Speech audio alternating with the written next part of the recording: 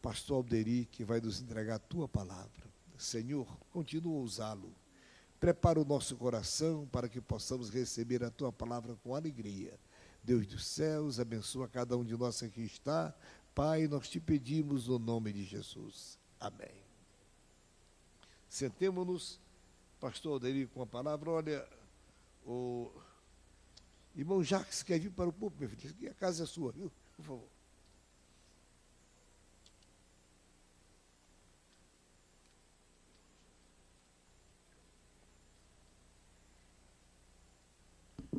Paz do Senhor, meus irmãos. Gostaria de meditar com vocês em alguns pedaços da epístola de Paulo aos Tessalonicenses e observar alguns detalhes muito importantes para o nosso coração.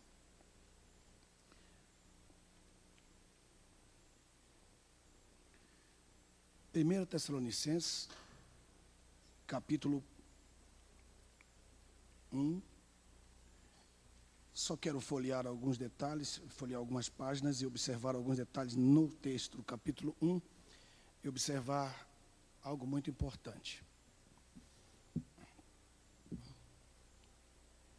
Paulo, Silvano e Timóteo, a igreja dos Tessalonicenses, que está em Deus, o Pai, e em nosso Senhor Jesus Cristo, graça e paz, da parte de Deus, nosso Pai, e do Senhor Jesus Cristo. Damos graças a Deus sempre por todos vós, lembrando de mencionar-vos constantemente em nossas orações, recordando em nossas menções diante de Deus Pai, continuamente. Aí você pode observar, antes que eu termine de ler o texto, 3 virtudes que nunca passam. Aí ele coloca as virtudes, diferente da forma como ele coloca em 1 Coríntios capítulo 13, quando ele diz que três virtudes que jamais se acabam, que é a fé, a esperança e o amor. Só que em Coríntios ele coloca somente as palavras. Mas quando ele se refere à igreja de Tessalonicenses, ele coloca como a única igreja. Nós não vemos isso nem em Éfeso, que foi pastoreada pela igreja, pelo apóstolo João, que foi considerado o apóstolo do amor nesta igreja, nem mesmo ele coloca essa palavra. Mas Paulo, quando escreve aos Tessalonicenses, ele coloca de uma forma impressionante. Eu queria que vocês vissem comigo, porque aqui ele coloca as 3 virtudes que nunca faltam, mas elas estão praticadas na igreja de Tessalonicenses. Anote aí, se você quiser anotar. Aí ele coloca dizendo assim: recordando em nossas menções diante de Deus Pai, continuamente, número 1, a obra da vossa fé. Número 1. Vai estar na sua Bíblia, desse jeito. A obra da vossa fé. Número 2, o esforço do vosso amor. E número 3, vale a pena observar, a perseverança da vossa esperança. Então ele não só coloca as 3 palavras, mas como ele coloca o que as virtudes em si operam. Então ele coloca a fé como a que faz a obra. E ele aparentemente quer mostrar um pequeno dualismo em função daquilo que a gente já sabe a respeito da fé e das obras. Porque, na verdade, quando ele coloca aqui a obra da vossa fé, ele não está só dizendo que a sua fé é um sentimento profundo que você tem dentro de você e que você espera as coisas acontecerem e caírem do céu.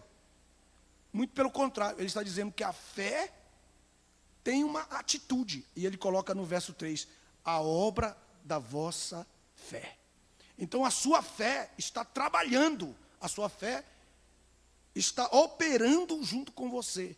Então você tem um projeto, um propósito, você está trabalhando pela fé para que aquele propósito aconteça. Você não só está tendo um sentimento dentro de você que Deus vai mandar, Deus vai mandar, Deus vai mandar e eu vou cruzar os braços. Não, ele está dizendo, eu vou operar pela fé. Então ele está dizendo, a obra da vossa fé. Aí, número 2, o esforço do vosso amor. veja as palavras que esse camarada coloca, porque eu posso amar, mas não me esforçar. Eu posso amar, tentar expressar o amor para uma pessoa, mas sem nenhum esforço. Nenhum esforço para perdoar, nenhum esforço para executar aquele sentimento que eu tenho dentro de mim. Às vezes você abraça uma pessoa e ela fica assim, fica presa, ela está cheia de carunchos emocionais, que você sente que você está, oh meu amigo, como é que você está? Ele, se estou bem. E você sente o impacto como se aquela pessoa fosse uma barreira fria, um gelo contra a sua atitude. Mas aí mesmo assim, ele está dizendo, se esforce, o seu amor precisa se esforçar. Olha o texto, ele diz, a obra da vossa fé, a sua fé trabalha. Número 2, o seu amor se esforça, mesmo que aparentemente você encontre uma barreira diante de você, mas você vai vencer, porque o seu amor se esforça. Aleluia. E depois, ele coloca a terceira palavra, a perseverança da vossa esperança. Porque não adianta eu dizer, eu espero, mas amanhã eu já não espero mais. Não adianta você dizer, eu espero que Deus vai fazer uma grande obra na vida da minha família, na minha vida pessoal, na minha vida profissional, vocacional, mas amanhã você diz, Deus não está comigo, Deus não liga para mim. Não, ele está dizendo, persevere nessa atitude de esperar. Espere perseverantemente. E Paulo coloca essas 3 palavras com uma adição maior daquilo que ele coloca em Coríntios capítulo 13, 1 Coríntios capítulo 13. E eu leio de novo para que você se alegre mais uma vez. Recordando em nossas menções diante de Deus Pai, ele orando pela igreja, e ele diz continuamente, e ele fica dizendo, Deus, a obra da fé desta igreja. Esta igreja não é só uma igreja de fé, mas ela é uma igreja de obras em fé. Pode dar um glória a Deus comigo? Aleluia. Aleluia. E aí depois ele diz assim, o esforço do vosso amor, mesmo que aparentemente aquela pessoa não demonstre nenhuma atitude boa ou positiva em relação a mim, mas eu sei que eu vou conquistá-la pelo amor, eu vou me esforçar, e eu sei que eu vou chegar lá. E depois ele diz, a perseverança da esperança. Eu sei que tudo eu posso, mas eu vou lutar. Eu vou falar de uma forma que as pessoas não vejam em mim nenhuma palavra negativa. Eu não vou falar de uma forma que as pessoas vejam em mim uma pessoa desequilibrada. Eu vou estar sempre dizendo, Deus é comigo, e amanhã eu digo, Deus é comigo de novo, e depois da manhã, Deus é comigo de novo. Porque há uma perseverança na minha esperança. Bendito seja o nome do Senhor. No verso 4 ele diz assim, porque conhecemos que a vossa eleição, irmãos, é de Deus. Dá um glória a Deus pela fé aí, adiantado. Por quê? Porque ele disse assim, irmão, essa questão da sua eleição não é sua. Ei, ele está dizendo que isso aí é problema de Deus, rapaz. Você está preocupado com o quê? Com nada, a eleição é dele. Eu só sei que eu tenho um esforço. A minha fé, ela obra, o meu amor se esforça e a minha perseverança nunca falha. Então, a minha eleição é de Deus. Esse versículo, independentemente, ele não funciona sozinho. Ele funciona com o texto anterior. Sem o texto anterior, ele não vai valer nada. Porque se a minha fé não tem obras, e se o meu amor não é esforço, na primeira palavra que alguém diz contra mim, eu fico com a cabeça baixa, eu perco a esperança, perco a autoestima, eu não vou mais, eu não faço mais, eu digo que vai acabar. Então, irmãos, aí ele diz assim, quando eu sei que a minha fé tem obras, e o meu amor tem esforço, e a minha esperança persevera, a minha eleição é de Deus. Quando eu não faço nada disso, a eleição é minha. Então eu vou ter que provar a minha salvação, eu vou ter que provar que eu sou crente, eu vou ter que provar que eu jejuo, eu vou ter que provar tudo para todo mundo, mas isso não vai valer nada. Porque quando eu digo para mim mesmo que eu confio nele por causa dessas 3 palavras que funcionam na minha vida, mas que se eu julgo para mim mesmo, no meu próprio si mesmo, como sendo uma bandeira para demonstrar minha santidade para os demais, ela não vale nada. Nenhuma palavra que se refira a essa eleição tem valor nenhum. Veja o verso 5. Verso 5, acompanhe comigo. Porque o nosso evangelho não chegou a vós somente em palavras persuasivas. Então você tem um evangelho que não chegou aí por palavras bonitas. Não, ele não chegou pelas letras. Por quê? Porque quando Paulo ele chega a dizer isso, ele sabe do que ele está se referindo, das decepções, das mensagens que foram pregadas sem demonstração de espírito de poder. Mas ele disse, o evangelho chegou até vocês, irmãos, com demonstração de poder e no Espírito Santo e com plena convicção. Oh, aleluia. Então ele está dizendo, a eleição de vocês é de Deus, porque o evangelho que eu preguei para vocês não é evangelhozinho de palavras persuasivas humanas. Ele foi pregado debaixo de poder de Deus, cura divina, salvação, batismo com o Espírito Santo. E ele está dizendo aqui, se esse evangelho chegou até você com demonstração de poder, veja o texto no verso 5. Não chegou a vós somente em palavras persuasivas, senão com poder. 1. 2. E no Espírito Santo. 3. Com plena convicção. Como que o evangelho, ele está ensinando para todos nós que estamos aqui nesta noite, as 3 atitudes de um evangelista. Como que esse evangelista, quando eu falo evangelista, eu não estou falando do ministério do evangelista, eu estou falando do membro da igreja que evangeliza. Então, ele está dizendo aqui, quais são as 3 atitudes que você tem que ter quando você falar do evangelho a uma pessoa? Número 1, não são palavras persuasivas que estarão nos seus lábios. O que estará no seu lábio? Poder. E o que estará na sua vida? O Espírito Santo. E o que estará dentro do teu espírito humano? Uma plena convicção. Aleluia. Meu Deus. Eu não estou trazendo nada novo, só estou dividindo o texto para vocês. Eu estou dizendo para vocês, eu tenho 3 virtudes que não passam. A obra da fé, o esforço do vosso amor, a perseverança da vossa esperança. Aí, no verso posterior, ele mostra. Quantos estão aí? No verso 5, querem anotar? Pode anotar? Então anote aí. 6 marcas do evangelho pentecostal. 6. 1. O evangelho pentecostal não é de palavras persuasivas. Número 1, está aí no verso 5. O evangelho pentecostal é o evangelho de poder. Está no verso 5. O evangelho pentecostal é o evangelho do Espírito. Número 3. Número 4. O evangelho pentecostal é o evangelho de plena convicção. Aleluia. Número 6. O evangelho pentecostal é o evangelho de exemplos, porque ele diz, como também vós sabeis como agimos em nosso procedimento. Então esse evangelho não pode ser pregado se você primeiro não vive aquilo que você está pregando. Por isso ele coloca aqui, que é o número 5. Número 6. O evangelho pentecostal é o evangelho pregado com amor às pessoas a quem ele está sendo pregado. Por amor de vós. Essas são as 6 características. As 6 marcas do evangelho. Quer que eu repita? Então eu vou repetir. Lá vai. Número 1. O evangelho pentecostal não é o evangelho de palavras persuasivas. Número 2. Ele é o evangelho de poder. Número 3.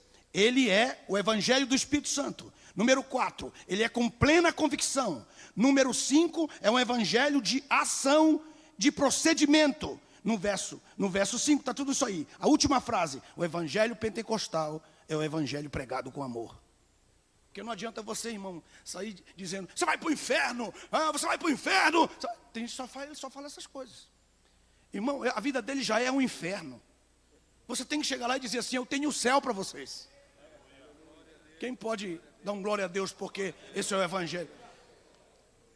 Agora, no verso 6, eu tenho oito resultados dessa evangelização. 8 resultados dessa evangelização. Versos 6, 7 e 8. Vamos pegar? Vamos pegar. Muito bem, lá vai. Primeiro, verso 6, acompanhe comigo no texto. E vós fostes feitos nossos imitadores. Então, um resultado da evangelização, a pessoa que me ouve passa a ser imitador daquele que prega para ele. Eu vi um amém ali. Número 2, lá vai, número 2. De novo, e vós fostes, número 1, nossos imitadores e de nosso Senhor Jesus Cristo. Número 2, porque aceitaram a palavra no meio de grande tribulação. A pessoa que está recebendo o evangelho e aceita o Senhor Jesus Cristo, pode ter certeza que ela está passando uma grande luta. Porque a pessoa, quando ela está bem de vida, ela nem lembra de nada. Você pode chegar com um evangelho para ela, ela não quer nem saber. Mas a pessoa que está passando luta e passando tribulação, ela ouve uma mensagem do evangelho, porque é boa nova, ela diz, eu quero esse evangelho. Então, o texto, número 2, aceitaram a palavra em meio de grande tribulação. Número 3, anote aí, resultados da pregação do evangelho. Número 3. Isso aqui é para você se alegrar, viu, meu amigo? Eu vou repetir. Isso aqui é para você sentir isso, que nós somos crentes, camarada. Mas com grande gozo do Espírito. No meio daquela tribulação angustiante, você ainda pode levantar as mãos para os céus e dizer, não importa o que está acontecendo, eu quero esse Cristo na minha vida, porque eu continuo crendo nele, mesmo que ele não faça nada mais por mim. Resultados da evangelização. Mais um, anote aí. Verso 7. De tal maneira que fostes um exemplo para todos os crentes. Agora eu deixo aquele mundo, eu deixo aquela vida triste, eu deixo as situações negativas da minha vida e passo a ser um exemplo para os outros.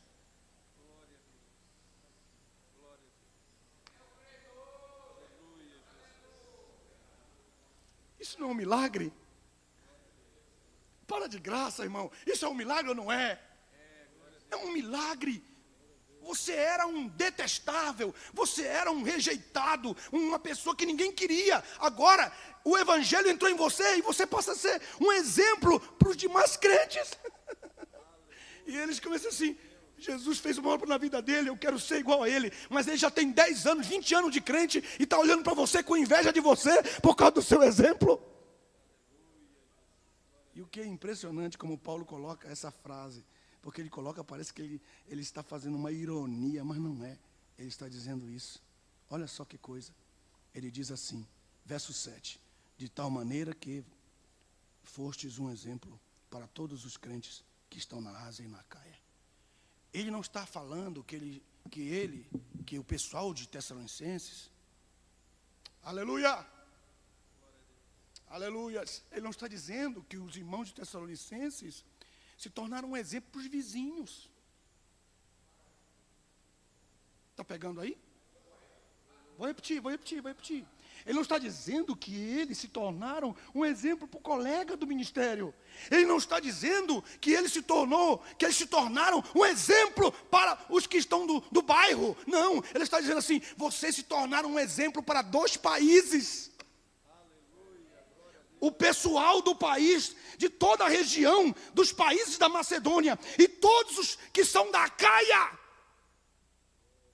querem saber que milagre é esse que vocês alcançaram. Meu Deus, isso aqui é muito especial para mim. Essa licença que eu vejo um grupo, uma igreja, um grupo de crentes maravilhosamente bem recomendados por Paulo. Aí ele coloca mais um exemplo. Verso 8, ele diz assim, ó, verso 8. No verso 7 foram um exemplo. No verso 8, mais um. Porque partindo de vós, aleluia. O que significa partindo de vós? Meus irmãos, eles começaram depois, e agora eles simplesmente se tornaram os missionários. Eles estão exportando exemplo de fé. Vocês não me ouviram. Eu vou repetir de novo. Eles estão agora exportando, não é produto não, nem uva, nem azeite. Eles estão exportando exemplo de fé. Manda uns obreiros daí da sua igreja, para que eles venham testemunhar esse evangelho eficaz com resultados. Mandem trazê-los, para que eles preguem aqui, porque nós precisamos exportar. Você precisamos exportar, mas primeiro precisamos importar de vocês. Imagine você, o pastor chegando com vocês e dizendo assim: irmão, eu estou importando você para Venezuela, para você levar como é que você chegou a esse exemplo tão lindo da obra da vossa fé, do esforço, do teu amor. Meu Deus! E como é que vocês chegaram a esse patamar, esse top?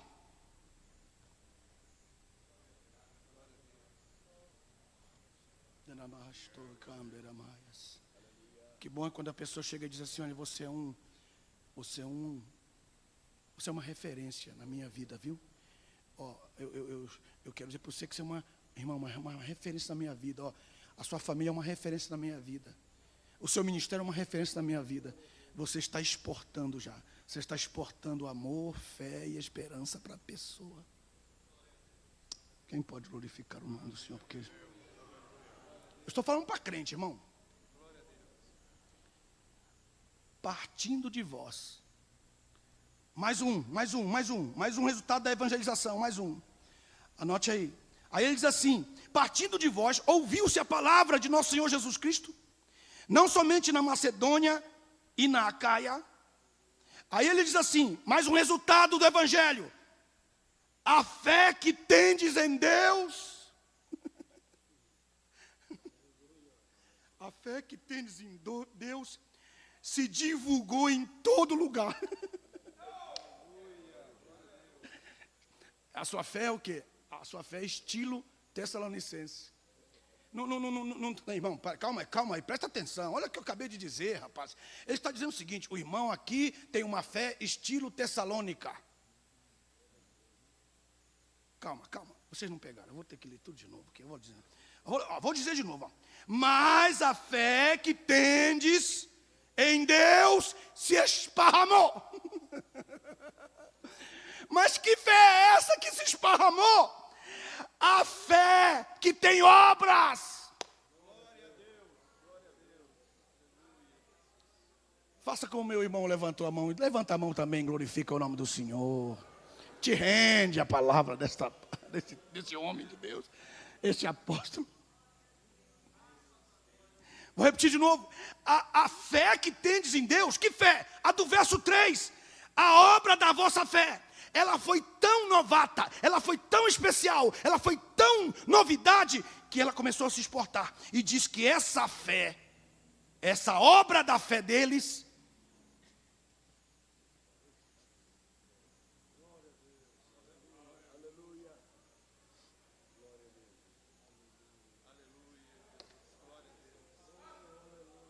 Pastor Amaias, meu Deus,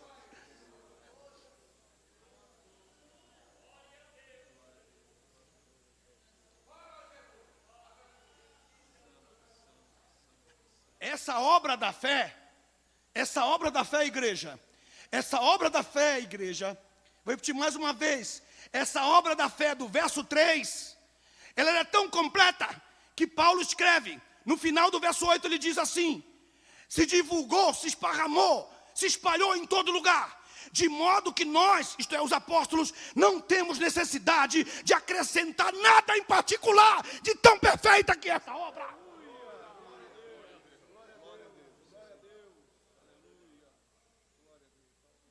Tem pessoas, irmãos, que a gente ouve elas falarem com tanta fé que a gente cala a boca. A gente diz assim: fala mais, irmão, fala mais. Fala mais, irmão. Irmão, quantas vezes na minha casa, sentado na mesa, de vez em quando chega um pastor que a gente hospeda, e eles trazem tanta alegria, pessoas simples, viajantes. Pastor Nelson, estou passando aí, dá para o senhor me hospedar? Claro, temos um quarto aqui, irmão, pode vir. E eles vêm, eles sentam na mesa. Então, ali comendo na mesa conosco, eles começam a falar o testemunho deles. A fé deles é tão grande e o testemunho tão verdadeiro que a gente começa a chorar. Aí eles olham para mim e dizem assim: pastor Nelson, o senhor é um ensinador da palavra, fale para mim. Eu digo: não, irmão, que fala o quê, irmão? Tu tá maluco? Fala você, eu estou aqui na... Fala aí, rapaz.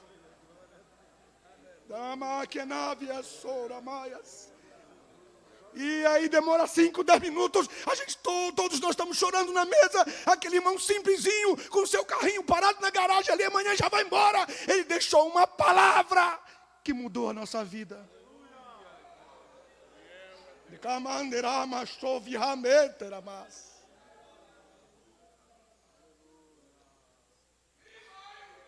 Meu Deus.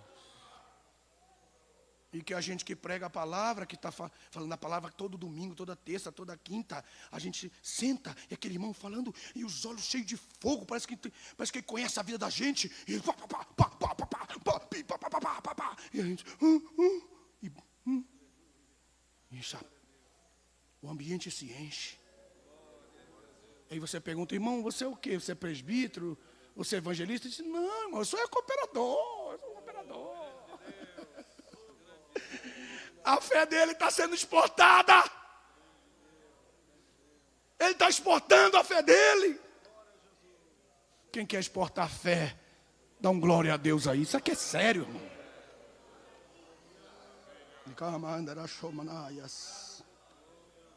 E tudo isso é resultado da palavra evangelística que ele recebeu. Como que ele recebeu? Olha como é que ele recebeu. Veja o texto, no verso 5. Ele recebeu, não com palavras persuasivas. Ele aceitou o Senhor Jesus. Ele recebeu o Senhor Jesus como mestre da sua vida. Ele creu no Senhor como Salvador. E no verso 5 ele diz: não foi com palavras persuasivas, foi com poder. Então a fé dele vai ser uma fé que obra. Então ele não vai ficar parado. Ele vai exportar a fé dele.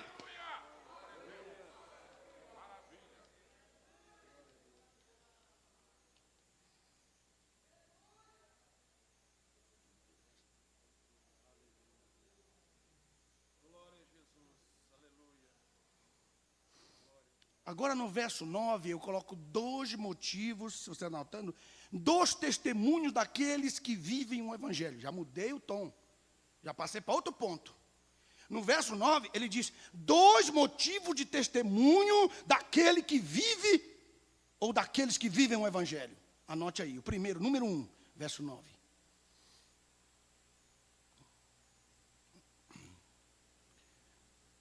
Eu vou ler até devagar para você pegar, porque é muito legal. Lá vai.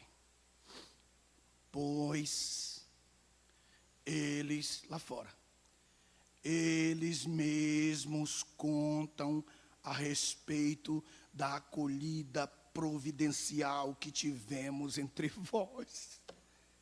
Irmão, tem lugares, pastor José Wellington, que a gente se sente como um anjo de verdade. Não é porque nós somos anjos, é que eles que nos fazem. Glória a Deus. Quem está entendendo? Glória a Deus. Glória a Deus. Glória a Deus. De Jesus. Você é pregador. Você está lá do outro pregador. Genil, tem lugares que a gente vai, que a gente sabe que não merece tudo aquilo. Porque eles mesmos, pastor José, eles mesmos, Jessé, eles mesmos nos fazem anjos. Com a responsabilidade que eles colocam sobre nossos ombros. Aí ele está dizendo, Paulo dando testemunho dos que já vivem o evangelho, ele diz, qual é o primeiro testemunho? A hospitalidade. Aleluia, Jesus. Meu Deus. Glória a Deus. Note aí. Porque ele diz assim, a acolhida providencial. Tem uma pessoa aqui no Brasil, é um amigo meu, chama-se Dr. Roberto Gretz. Ele é o top número 1 dos conferencistas das empresas do Brasil. Ele é o número 1, é o top. Ele é uma pessoa tão maravilhosa, uma pessoa tão linda, tão linda, que quando eu ouço aquele homem falar, eu fico de boca aberta, assim, de tão lindo que ele fala. E uma vez ele disse para mim, todas as vezes que você pisar na minha casa, eu não vou deixar você ir embora da minha casa sem que eu pague a sua visita. Pastor José, toda vez que eu fico hospedado na casa dele, na hora da saída, ele traz um envelopezinho com um dinheirinho lá, que nunca tem menos de 3.000. Mas ele tira o lasco meu também, quando eu estou lá. Ele faz todo tipo de pergunta na história, que eu fico com a boca seca de tanto falar. Mas ele não me deixa sair de lá. Aí então eu posso escrever como o apóstolo Paulo, eu posso dizer como Paulo escreveu. Olha o texto, presta atenção. Ele diz assim: eles mesmos contam, falam bem a respeito da acolhida providencial que nós tivemos aí no meio de vocês. Glória a Deus. O carinho. E quando as pessoas, de quem que eu aprendi? Aprendi do irmão Roberto Gretes. Eu disse, já que ele faz assim comigo, eu também tenho que fazer com os meus colegas. Quando os meus colegas ficam hospedados na minha casa, às vezes eu não ponho uns 3.000, eu ponho uns 200. Mas eu não deixo ele sair de lá sem um papelzinho amarelo. Irmão, essa acolhida providencial é tão legal. Eu quero que você experimente de Deus a graça de ser hospitaleiro, de poder oferecer a mesa daqueles que vão visitar você e saibam que dentro da sua casa não é uma casa, é um reino onde vive o soberano provedor. Outro dia foi na minha casa uma senhora, ela ficou lá sentada. E eu não gosto muito de negócio de buscar profeta, profetiza, isso não parte de mim, isso aqui não. Mas eu ouço quando Deus fala, porque eu também sou um profeta de Deus, mas eu nunca vou atrás de profeta para ninguém profetizar na minha vida. E quando vai aquele replepé, remifai na minha casa, eu fico com o pé atrás deles, eu deixo eles sentados lá, sente aí, irmão, fica aí em paz aí, tá? Fica sentado. Nesse dia, chegou essa irmã, uma irmã, meu irmão, a cara dela parecia um arcanjo. E ela sentou, tem um sofá vermelho lá na minha casa, eu deixei ela sentada lá, porque ela levou um outro pastor para ir comprar uns DVDs do seminário nosso. E enquanto estava sendo feito lá no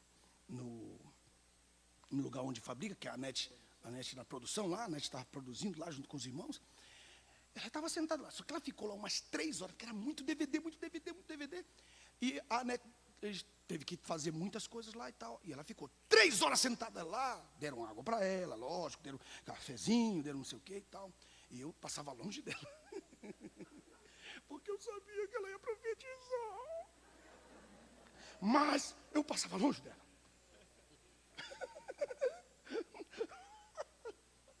E eu passava longe dela. Aí, tá bom.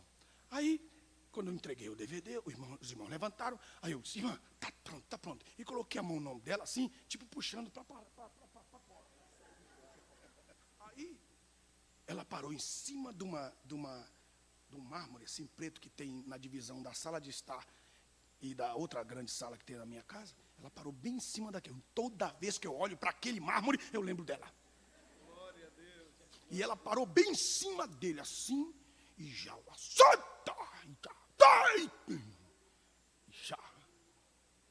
nesse dia, a minha esposa estava muito mal, porque ela tinha sido muito afrontada no outro dia por uma pessoa que tinha estado na nossa casa.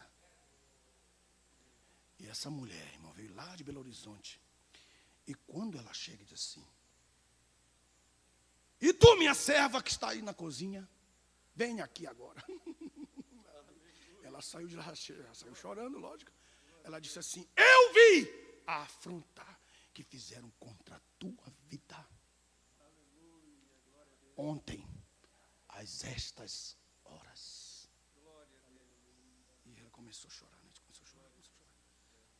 E aí eu coloquei a mão, eu tinha recebido R$1.000 e eu coloquei 500 desse lado e 500 desse lado. Aí Deus disse assim, põe a mão no lado direito, meu filho, e tira tudo que você tem aí E quando ela terminar de profetizar, pode entregar na mão dela, que isso aí é dela. Glória a Deus, glória a Deus, glória a Aí eu olhei e disse assim, Deus, eu já sabia que tudo isso ia acontecer. Eu não sou Deus, mas o Senhor já tinha me dito, né? Quando ela termina de falar para minha esposa, ela começa a falar para mim. Aí Deus disse, agora põe a mão esquerda do outro lado. E junta esses R$1.000 aí que você tem. E dá para ela. Ela terminou de profetizar, ela só não disse qual era o tamanho do meu sapato. O resto, ela falou tudo, mas eu estava tão quebrantado. Mas eu estava tão quebrantado. Quando ela terminou, eu peguei o dinheiro. Está aqui, minha irmã, Deus mandou entregar para a senhora. Aí ela, sabe, eu pensei que ela dizia assim, não, que isso, irmão, não, pelo amor de Deus, não faça isso. Que nada, ela fez assim, tum, e tum. Ela nem demorou. Aí eu disse, meu Deus, eu ficou com R$1.000. Em outras palavras, os meus DVDs foram de graça. E aí, eu disse, Deus, e aí eu dei tudo de graça, meu DVD. Quando ela pegou assim o dinheiro que ela colocou dentro da bolsa dela, ela disse assim, por causa da tua fé, hoje, eu estou te dando um carro 0 quilômetro, e tem mais, é preto, e tem um pneu externo nele. Meus irmãos, demorou assim, podia demorar assim 3 meses, a gente está quebrando o galho, Deus. 6 meses, Deus esqueceu. Irmão, na mesma semana, olha quanto que valeu R$1.000 que eu dei para aquela profetisa. E tem mais, aquela profetisa era milionária, ela não precisava de nenhum real. Aleluia, glória a Deus. Ela é uma empresária milionária em Belo Horizonte. Mas ela não deixou os 1.000, não perdoou. Ela levou.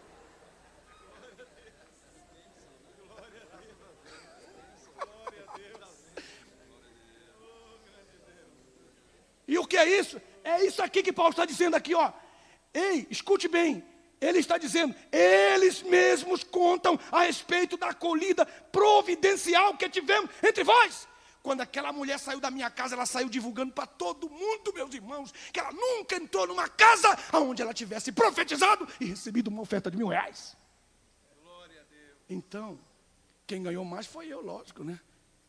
Eu ganhei um carro. Porque eu nunca tinha tido um carro 0 quilômetro na minha vida. Mas Deus foi fiel. E quantas vezes essa visão, essa realização de fé, essa obra de fé tem faltado para nós, principalmente aqui em São Paulo. Que você trabalha, acorda às 3 da manhã, 4 da manhã, que você não consegue ir. Hoje eu tirei o dia para visitar o Gessé. Irmãos, eu estou cheio de coisa para fazer, eu estou terminando, fechando a Bíblia. Tem tanta coisa para eu fazer ainda. Aí eu disse, Anete, vamos visitar o Gessé. E eu fui lá visitar o Gessé. O Gessé me deu um café poderoso. E aí eu vim para cá. Mas eu fui visitar o Gessé. Disse, Gessé, nós vimos aqui visitar você. E escute uma coisa. Você está aí do seu lado? Você tem um irmão aí do seu lado? Diga amém. Chama ele para o seu lado e diga para ele, você é tão importante na minha vida. Fala para ele. E pode glorificar a Deus por isso, porque isso é verdade. Meu Deus. Nós temos perdido isso. Não temos mais, como disse o pastor Joel, eu me importo com vocês. Na verdade, meus irmãos, nós temos perdido esse amor, nós temos perdido essa esperança, nós temos perdido essa fé.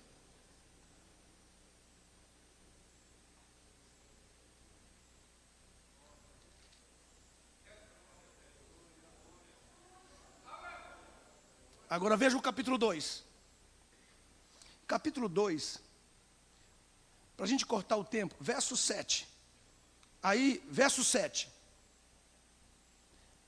Anote aí, 5 atitudes de um pastor que ama o seu rebanho. Depois eu vou pegar algumas atitudes da igreja para com o seu pastor. Mas vamos pegar por aqui. Verso 7, anote aí. Verso 7. 5 atitudes de um pastor que ama o seu rebanho. Verso 7. Ainda que poderíamos exigir de vós os nossos honorários, como apóstolo de Cristo. Número um, fomos humildes entre vós. Então anote aí, a humildade. Fomos humildes entre vós. Número 2, como a ama que cria ternamente os seus filhos. Número 2, criar como uma ama. Não estou falando aqui, porque ele não é pastor, é homem, é pastor. Mas ele está colocando aqui como uma ama. Por quê? Porque a mãe que cria o filho, ela tem muito mais amor para oferecer. Então ele diz assim, o pastor tem que ter o coração de uma ama. E em outra Bíblia está dizendo nodriza, ele fala. Aí número um, anote aí, humildes entre vós. Número 2, como a ama que cria os seus filhos fraternamente. Número 3, verso 8, acompanhe comigo. Número 3, verso 8, diz assim, assim, tendo nutrido grande afeto por vós. Além de você amar como uma ama e ser humilde, o que é ser humilde? Humilde, irmão, não é ser simplório, ser miserável, não ter o que vestir, nem comer, nem que sabe. Não, isso não é humilde, não. Essa ideia pentecostal errada de humildade.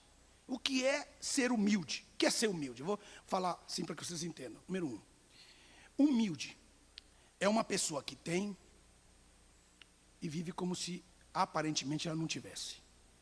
O que é uma pessoa humilde? Uma pessoa que sabe e não demonstra que sabe.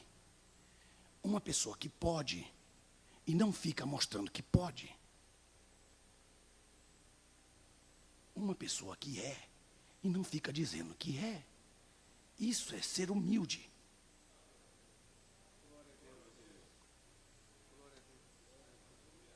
E ele está dizendo, vocês sabem perfeitamente que eu como apóstolo podia exigir tudo isso de vocês, mas eu não exijo porque eu sou humilde. Não é como um colega meu, tem um amigo meu, que é o Tony, que ele está escrevendo um livro, 20 razões porque eu sou humilde. Mas é de brincadeira que ele fala isso, mas ele está escrevendo mesmo. 20 razões porque eu sou humilde. É um livro, uma sátira linda. Ele está escrevendo. Primeira razão do livro dele, não há ninguém humilde como eu. Segunda razão, ai de você se não fosse eu. Eu não vou dar as outras 18. Mas humilde não é uma pessoa simplória que não tem nada e que aparenta que não tem nada e que é também que não tem nada. Então, humilde é uma pessoa como Jesus, que sendo semelhante a Deus, que sendo igual a Deus, se fez semelhante aos homens.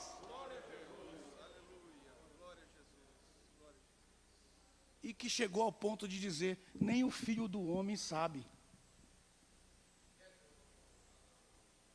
E que chegou ao ponto de dizer, o filho do homem não pode fazer nada por si mesmo, sem primeiro vir o Pai fazer. Ah, meu irmão, pelo amor de Deus. Isso é ser humilde. Aí ele está dizendo, desse ponto. Aí ele diz, como a ama que cria o seu filho eternamente. A ama, mesmo que o filho faça. Irmão, eu estava no aeroporto hoje. Ontem eu estava no aeroporto, cheguei do aeroporto e disse assim, uma mulher veio assim e disse assim, você está vendo meu filho? Ele não para de chorar.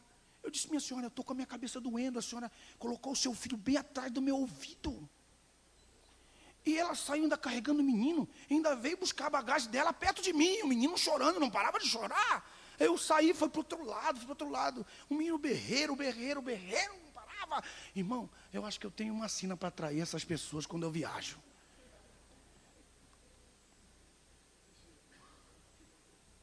E a mulher se aproximou de mim e disse assim, você é pastor? Eu disse, sou. Eu disse, não pode orar para o meu filho parar de chorar? Eu disse, irmã, eu não estou com fé não que ele vai parar de chorar, né? Eu estava tão zangado. Eu pensei que ela ia se ofender, eu pensei que ela ia ficar triste. Ela disse, eu só saio daqui depois que você orar, você não é pastor? E a minha mala começou a dar volta. Até que então eu coloquei a mão sobre aquele ombrinho daquele meninozinho. Irmão, não tinha nenhuma fé. A minha oração era aquela que eu sei que Deus nem vai ouvir, que eu estou chateado. Eu coloquei a mão no ombro do menino e disse: Senhor, eu repreendo agora. Não, eu não tinha fé. Senhor, eu repreendo esse menino, esse choro desse menino agora. E o menino para de chorar. Aí eu olhei para cima e parece que eu vi Deus falar: está vendo, seu miserável? Era você ter feito isso lá dentro do avião.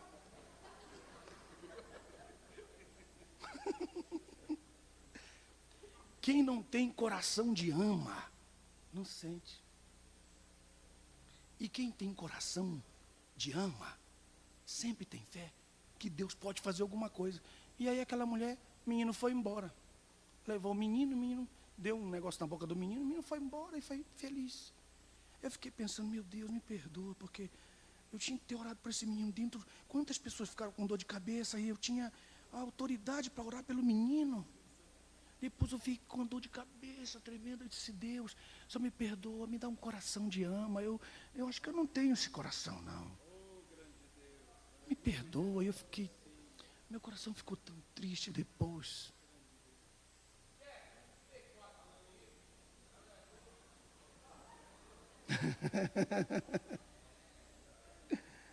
Verso 8. Vocês ainda estão aí? Aleluia, glória a Deus. Verso 8. Tendo nutrido grande afeto, meu Deus, como é difícil isso, você passar a declarar: eu quero ser amigo dessa pessoa, eu quero ser amigo dela. E você fica buzinando emocionalmente: ei, tudo bem? Ei, papai, tudo bem? E aí, eu posso ir na sua casa para um churrasco? E você naquele dia quer dormir até tarde, e aquela pessoa chega lá, pipi, 8 da manhã, com uma picanha. Oh, eu trouxe a picanha. Eu digo: ai não, meu Deus, ai meu pai. Mas aquela pessoa, ela está nutrindo um amor. Ela olha para você e diz assim: eu quero seguir a fé dessa pessoa. Eu sei que o Cristo dessa pessoa é maravilhoso. Eu quero seguir essa pessoa. E ela chega lá com 5 quilos de picanha, num domingo às 7 da manhã. E você quer dormir até meio-dia. E ela faz barulho, ela chega na tua casa, acorda todo mundo e tal. A tua mulher amanhece com a cara feia. Quem é esse? Por que você não me falou? Eu digo: oh, não, eu não disse nada, é ele que veio. Porque ele quer buscar o seu carinho, ele quer buscar o seu amor. Um dia o ratinho falou: Leão, eu quero ser seu amigo. Deixa eu ser seu amigo. Leão: que isso? Pensa seu amigo? Que é rato? Que isso é um rato, rapaz? Você não vê que você não serve para nada, você é um rato. Você é um rato, você não é homem, você é rato. E o leão falou: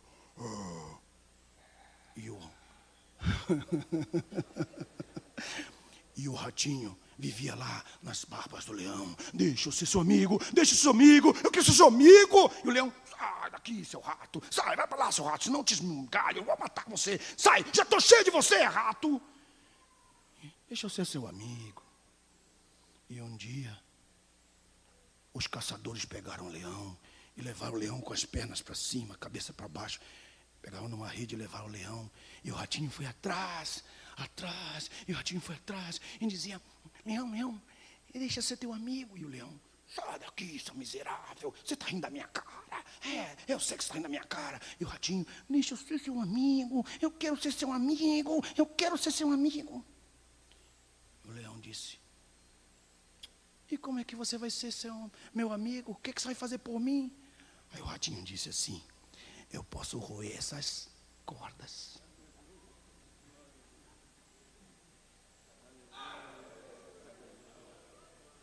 Aí ele: então tá, eu vou ser seu amigo. Quantas vezes as pessoas querem oferecer amor e nutrir esse amor? Quantos estão oferecendo esse amor? Quantos gostariam de ser seu amigo e você está matando, jogando para fora, rejeitando? Terceira característica de um pastor: ele nutre, ele se embebeda, ele abraça o coração, não abraça só o peito, ele abraça o coração da pessoa, porque ela sabe que ela é importante na vida dele, que a qualquer momento ele pode precisar dela. Número 4.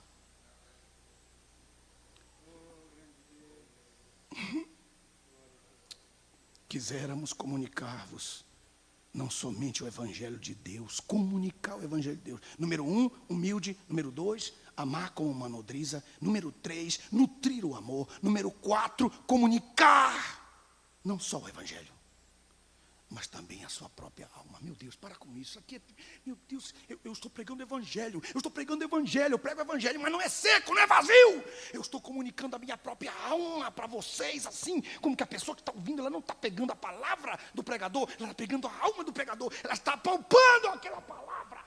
Glória a Deus, glória a Deus, glória a Deus. E quando a pessoa está te ouvindo como pregador do Evangelho, ela nunca mais vai esquecer. Não são as palavras que você pregou, mas o exemplo quando você pregou. Porque você comunicou a alma. Você fez com que ela sentisse você.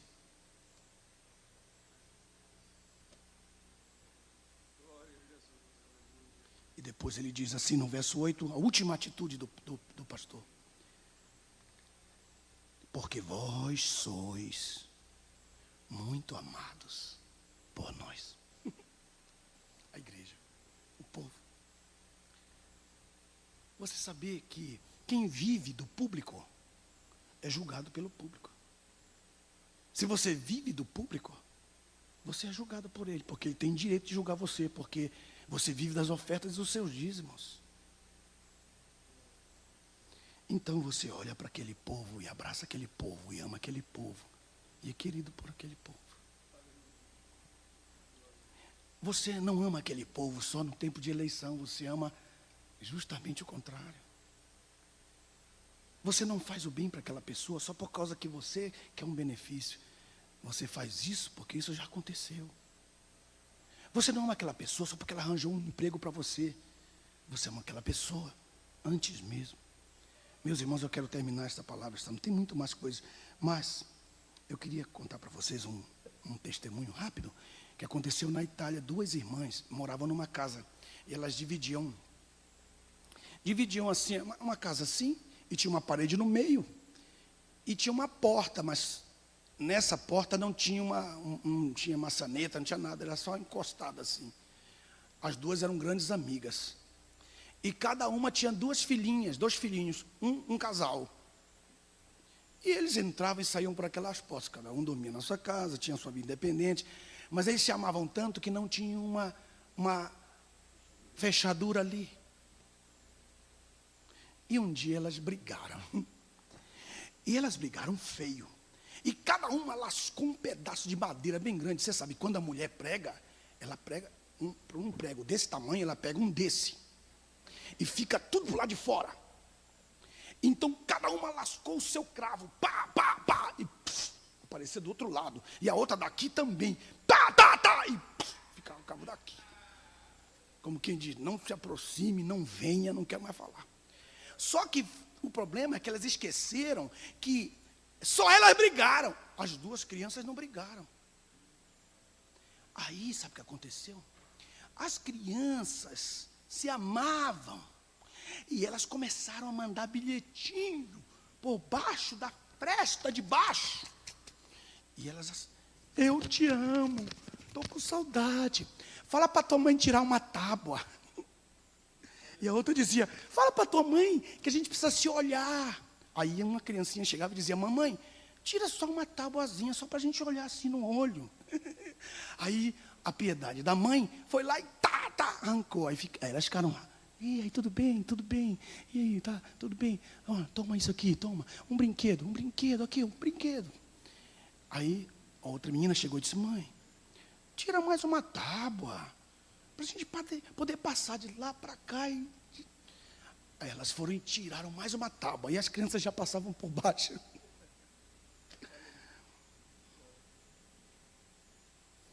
Um dia, uma delas ficou muito doente. E as crianças disseram assim, mãe, ela vai morrer se a senhora não for. Vai ajudá-la. Aí ela falou assim, mas não dá para passar. Ela disse, arranca mais uma tábua. Aí elas foram lá e arrancaram. E o prego era tão grande, foi tão difícil para arrancar. Mas ela conseguiu arrancar e já podia passar para o outro lado. Aí ela foi lá e cuidou da outra, e a outra ficou boa. Quando as duas ficaram boas, as duas ficaram bem, aí um olhou para a outra e disse assim: para que essas tábuas? Vamos arrancar essas tábuas.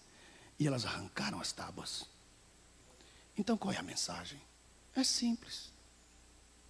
Vamos arrancar as tábuas. É hora de tirar esses pregos. É hora de nós nutrirmos o amor. Sabe por quê? Porque o povo de Deus não briga. O povo de Deus não briga. O povo de Deus se ama. Diga glória a Deus por isso. Deus abençoe vocês.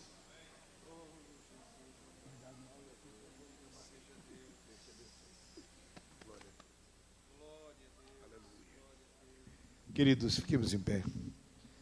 Agradeçamos a Deus por esta tão preciosa mensagem. Pena que nós temos um auditório um tanto pequeno hoje, mas o nosso grande Deus nos trouxe uma grande mensagem para o nosso coração.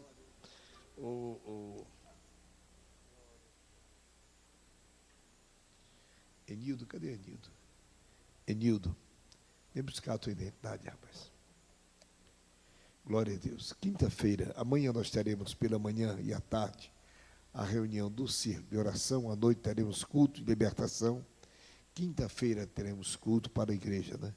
Sexta-feira, culto. Sábado, estudo da palavra de Deus para os professores da escola dominical. Domingo pela manhã, a nossa escola dominical. Vou pedir para que o irmão Coronel Jacques nos despeça com oração. Saúde, amada igreja, com a paz do Senhor.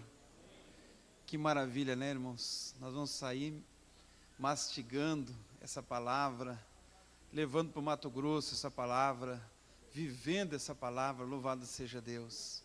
Por isso nós estamos felizes e agradecemos a Deus por essa oportunidade. Está aqui com o pastor José Wellington, graças a Deus estivemos ali em Brasília e estamos felizes pela bênção na vida dele, na vida da nossa família, da nossa igreja também. Amém, igreja? Quantos necessitam de oração? Eu e minha casa. Senhor, nosso Deus e nosso Pai, cuja presença nos encontramos aqui, Senhor, alimentados, revivificados, Senhor, fortalecidos, ó Pai, porque nós, Senhor, saímos aqui, Senhor, com a Tua palavra nos nossos corações, na nossa mente, na nossa alma, e eu creio, Senhor, que todos que aqui vieram, Deus amado, terão uma transformação, Senhor, nas nossas vidas, porque nós precisamos melhorar a cada dia mais, Senhor. Por isso, Senhor, nós somos felizes por termos vindo à Tua casa, por termos saído, Senhor, dos nossos lares e termos vindo aqui com toda dificuldade, Senhor querido, mas nós estamos aqui.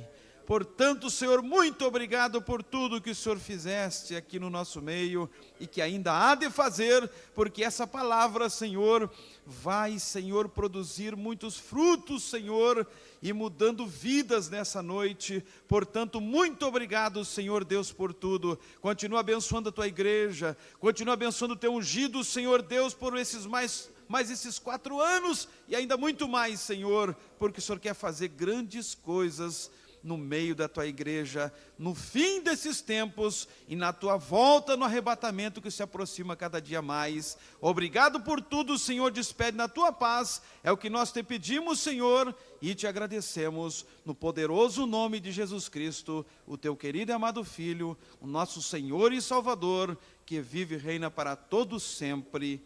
Amém. Glória a Deus, glória a Deus. A graça de nosso Senhor Jesus Cristo, o amor de Deus, nosso Pai, a comunhão e a consolação do Espírito Santo, seja com todo o povo de Deus, e todos digam amém.